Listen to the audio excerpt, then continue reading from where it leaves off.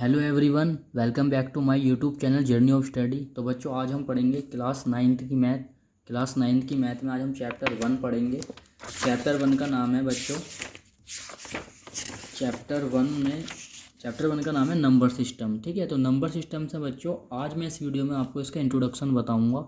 उसके बाद जितनी भी इसमें एक्सरसाइज है, रेशनल नंबर, रियल नंबर, जो भी आपको दिया हुआ है, इस सबको मैं पॉइंट टू पॉइंट हर एक एक्सरसाइज की वीडियो बना के आपको समझाऊंगा। आज जो हमें बच्चों फोकस करना है वो अपने चैप्टर 1 नंबर सिस्टम्स के इंट्रोडक्शन पर फोकस करना है। तो चलिए स्टार्ट करते हैं। तो जैसे कि आप देख रहे हो बच्चों, चैप्टर का नाम क्या है? Number systems. देखो चैप्टर का नाम है नंबर सिस्टम्स, और इससे ना हमें बच्चों ये पता चल रहा है कि नंबर का भी ना एक सिस्टम होता है।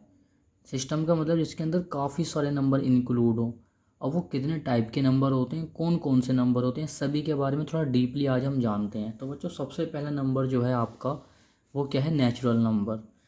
तो सीधी सी बात है, आज तक आपने जब भी आपसे किसी ने कहा होगा भी काउंटिंग सुनाओ, गिनतियाँ सुनाओ, तो आपने स्टार्ट किया होगा 1 2 3 4, हमेशा 1 से स्टार्ट किया होगा। तो बच्चों ये एक नेचुरल बात हो गई।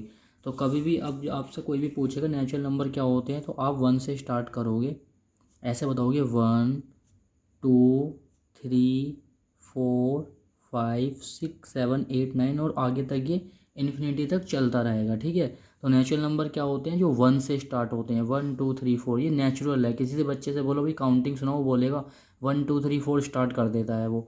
तो यानी एक नेचुरल बात हो गई, तो इसलिए हमने इसको 1 2 3 4 स्टार्ट करते हैं, और इसका नाम नेचुरल नंबर्स है। इसके बाद आते हैं बच्चों होल नंबर। अब देखो, जब आप 1 2 3 4 से स्टार्ट करते हो तो उसे बोलते हैं नेचुरल नंबर। लेकिन एक ऐसा नंबर जिसमें जीरो भी इंक्लूड हो, वो क्या होगा प्यारे बच्चों? Whole number. जैसे कि मैंने यहाँ पे स्टार्ट किया, जीरो से स्टार्ट कर रहा हूँ मैं इसको, 0 1 2 3 4 5, और डैट डैश ही ऐसे चलता रहेगा। तो आपको हमेशा याद होना चाहिए होल नंबर का मतलब क्या होता है। होल मीन्स क्या होता है? पूरा, कंप्लीट, सारा, टोटल। जिसमें जीरो भी आए वो क्या होता है बच्चों? Whole number. और जिसमें नेचुरल नंबर्स में जिसमें 1 2 से स्टार्ट हो वो नेचुरल नंबर। आई होप आप इस चीज़ में आप कन्फ्यूज़ नहीं होंगे। बच्चों आपको जो एक्सरसाइज 1.1 है उसमें यही क्वेश्चन किया गया है पहला हमसे। आओ मैं इसी बात पे आपको बता भी देता हूँ।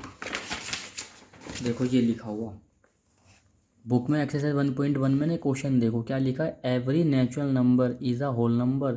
ट्रू फॉल्स बताना है हमको। Every natural number is a whole number. क्या हर एक नेचुरल नंबर होल नंबर होता है? तो बच्चों देखो ये ट्रू है। क्वेश्चन को दोबारा देखो, every natural number is a whole number. कह रहे कि हर एक नेचुरल नंबर क्या होल नंबर होता है? तो हम कह सकते हैं कि यस, क्योंकि देखो नेचुरल नंबर कहाँ से स्टार्ट है? 1 2 3 4 5 से, जो कि होल नंबर के अंदर आ रहे हैं, होल नंबर के अंदर इंक्लूड है। तो हम कह सकते हैं हाँ, हर एक नेचुरल नंबर ना होल नंबर भी होता है, क्योंकि नेचुरल नंबर होल नंबर के अंदर आते हैं, तो इसलिए ये नेचुरल नंबर होल नंबर होगा। अच्छा, इसी का अपोजिट क्वेश्चन कर दिया। अब देखो यहाँ पे,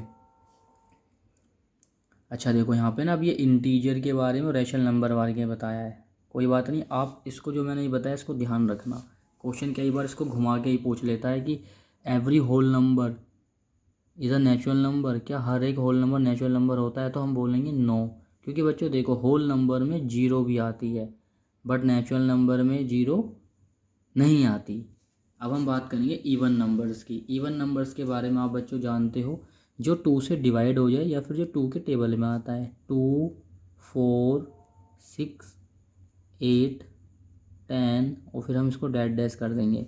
यानी बच्चों इवन नंबर क्या होते हैं? जो 2 के टेबल्स में आते हैं फिर 2 से डिवाइड हो जाते हैं, वो क्या होते हैं बच्चों?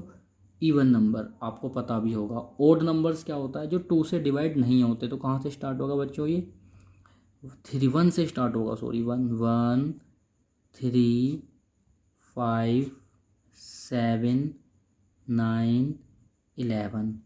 भाई जो 2 से डिवाइड नहीं होगा वो क्या होगा? ओड नंबर होगा। देखो 1 3 5 7 9 11, ये ओड नंबर हो गए। 2 4 6 8 10 जो 2 से डिवाइड हो रहे हैं वो क्या हो गए? Even number. आई होप आप इसमें कंफ्यूज नहीं होंगे। इवन नंबर सबसे छोटा इवन नंबर क्वेश्चन बनता है कि सबसे स्मॉलेस्ट इवन नंबर क्या है? तो क्या बताओगे बच्चों आप? 2। सबसे स्मॉलेस्ट ओड नंबर्स क्या है? तो आप क्या बताओगे बच्चों? 1। ठीक है, ये भी क्वेश्चन बन जाता है कई बार।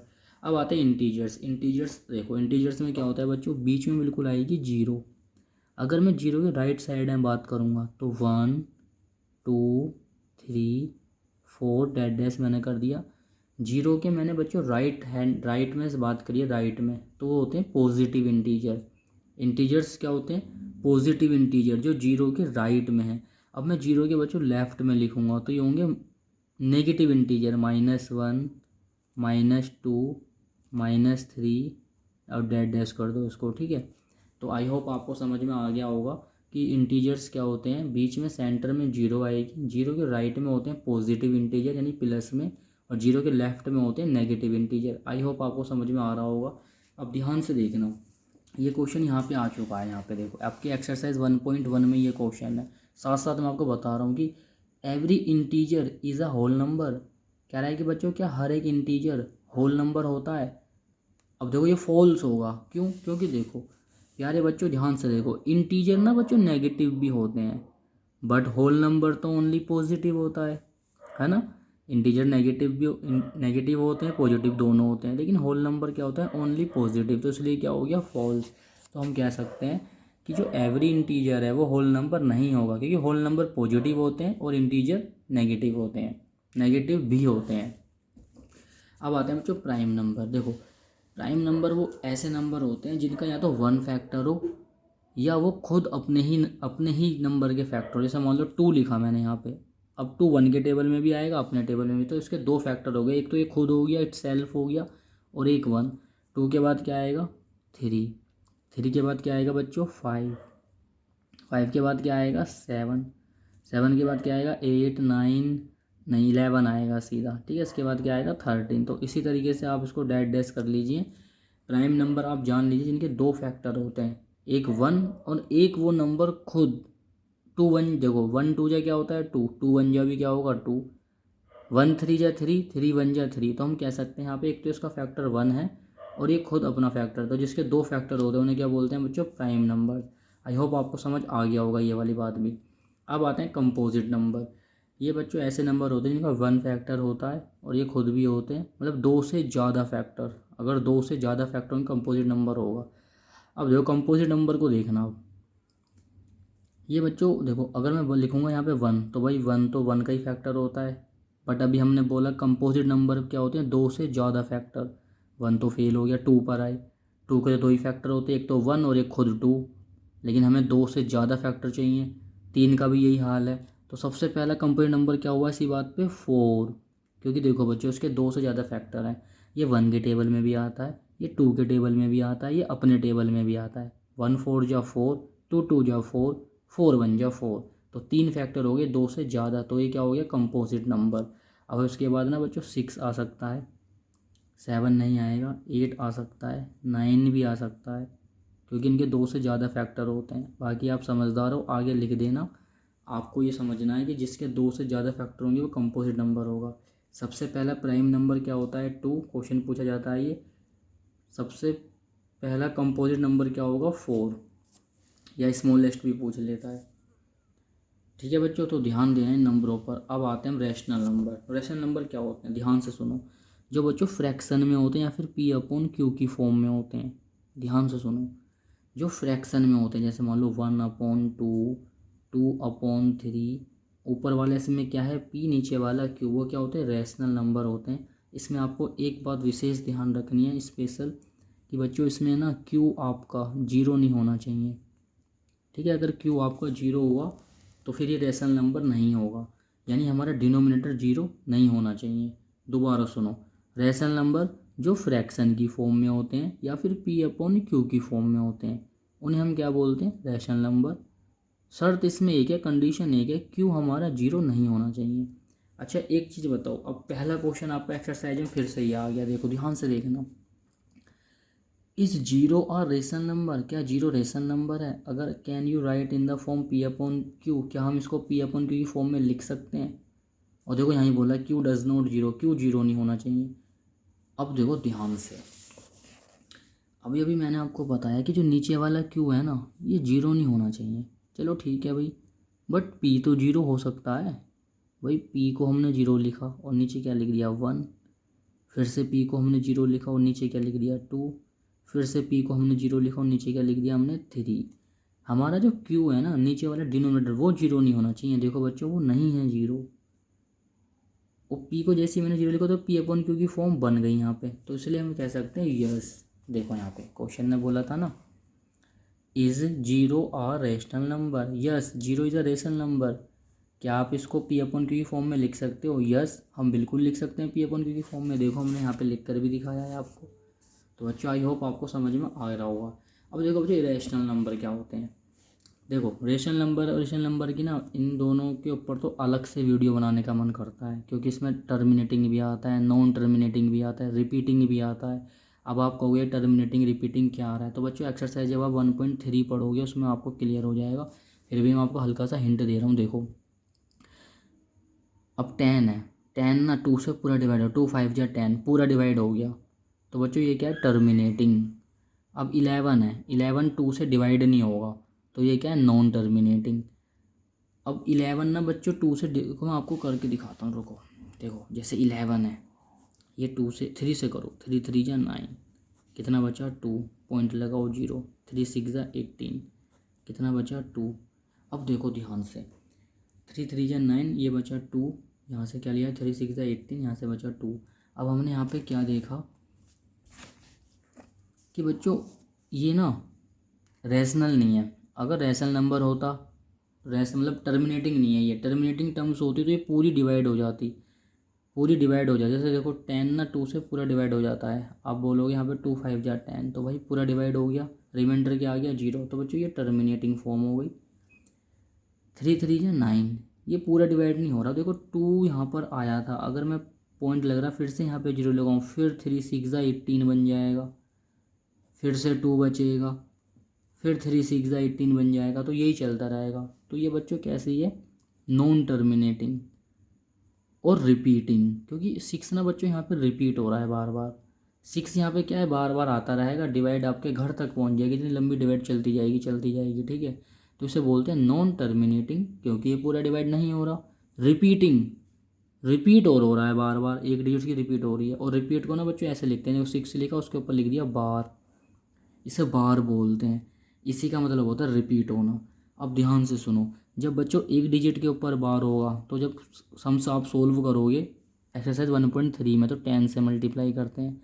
जब 2 डिजिट के ऊपर बार होता है तो 100 से मल्टीप्लाई करते हैं। और जब 3 डिजिट के ऊपर बार होता है तो 1000 से डिवाइड करते हैं।